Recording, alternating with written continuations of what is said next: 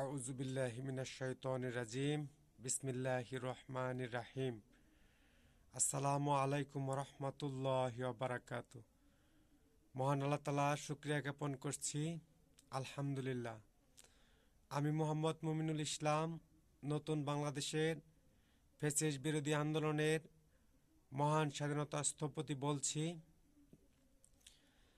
Fascist বিরোধী আন্দোলনে এক দফা বাস্তবায়ন প্রতিষ্ঠিত করতে গিয়ে যে সকল বীরশ্রেষ্ঠ সন্তান শাহাদাত বরণ করেছেন তাদের রুহের মাগফিরাত কামনা ও ফ্যাসিস্ট সরকারের আমলে যে সকল বীরশ্রেষ্ঠ সন্তান জিম্মি রেখে গুম করে হত্যা করা হয়েছে তাদের রুহের মাগফিরাত কামনা ও বিনম্র শ্রদ্ধা নিবেদন করছি।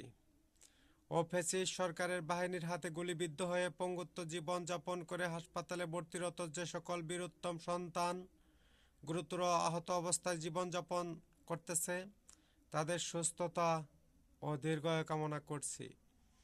এবং আমি প্রথমে জাতিসংঘ মহাসচিব মহোদয়কে নতুন বাংলাদেশের ফ্যাসিস্ট বিরোধী আন্দোলনের স্বাধীনতার রক্তিম শুভেচ্ছা জানাচ্ছি ও সমস্ত বিশ্বের রাষ্ট্রনায়কগণকে ফ্যাসিস্ট বিরোধী আন্দোলনের মহান স্বাধীনতার রক্তিম শুভেচ্ছা জানাচ্ছি।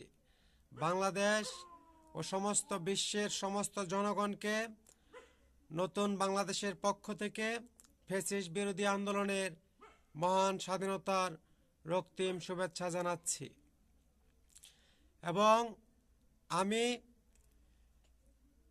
সমস্ত বিশ্বের নতুন রাষ্ট্রস্থপতিগণদের রুহের মাগফিরাত কামনা ও বিনম্র শ্রদ্ধা নিবেদন করছি। আমি আমার নতুন বাংলাদেশের সমস্ত জনগণকে 28/12/2024 ইংরেজি জাতিসংঘ রিট দায়ের মোতাবেক আল কোরআন সংবিধান জাতিসংঘ ইতিপূর্বেই রিট দায়ের করে ঘোষণা করেছি। আল কোরআন সংবিধিবদ্ধ সংবিধান মোতাবেক নতুন রাষ্ট্র স্থাপন, প্রজ্ঞাপন, নীতি প্রণয়ন আইন আমি ইতিপূর্বেই ঘোষণা জারি প্রদান করেছি ও এখনও ঘোষণা জারি প্রদান, প্রজ্ঞাপন জারি বহাল। বিশ্ব রাষ্ট্রনীতি, নেতৃত্ব স্থাপন, বিধিবিধান, আইন, প্রজ্ঞাপন জারি ঘোষণা প্রদান করলাম। এবং আমার রাষ্ট্রের ইতিপূর্বেই নাগরিক ঐক্য কমিটি গঠন হয়েছে। আমি নাগরিক ঐক্য কমিটিকে আন্তরিক সদর সম্ভাষণ ও নতুন বাংলাদেশের স্বাধীনতার রক্তিম শুভেচ্ছা ও লাল গোলাপের রক্তিম শুভেচ্ছা জানাচ্ছি। ইতিপূর্বেই গতকাল কক্সবাজার জেলাধীন অত্যন্ত সম্মানিত বিশ্ববরেণ্য তাফসিরকারক হযরত মাওলানা হযরতুল আল্লাম আমার বন্ধুবর আজহারি সাহেব, উনি নাগরিক ঐক্যের পক্ষে কথা বলে নাগরিকদের ঐক্যের আহ্বান করেছেন।